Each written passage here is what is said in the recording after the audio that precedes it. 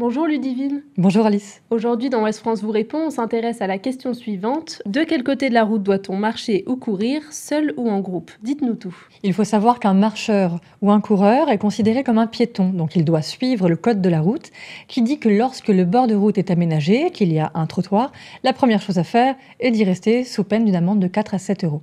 Donc ça c'est quand il y a évidemment un emplacement réservé aux piétons. Quand il n'y en a pas, qu'est-ce qu'on doit faire? Eh bien, c'est justement là que vous pouvez emprunter la chaussée. Mais attention, pas de n'importe quel côté.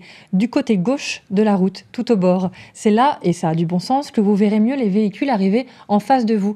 Notamment depuis le développement des voitures électriques et de leurs moteurs plus silencieux, c'est plus important de les voir arriver. Et alors quand on est en groupe, est-ce que les règles sont les mêmes? Alors, en agglomération, les marcheurs qui circulent les uns derrière les autres en file indienne doivent circuler du côté droit de la chaussée. Hors agglomération, ils marcheront ou courront du côté gauche, tout comme on court seul ou qu'on marche seul. Sauf, attention, si on est un groupe de plus de 20 personnes, alors il est conseillé de le scinder en plusieurs petits groupes et de marcher ou courir du côté droit. J'imagine qu'il existe quand même quelques petites exceptions.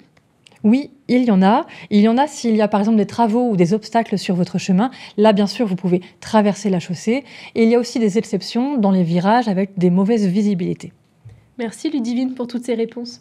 Si à votre tour vous souhaitez nous poser vos questions, vous pouvez le faire en flashant ce QR code ou en nous rejoignant sur notre page internet Ouest France vous répond.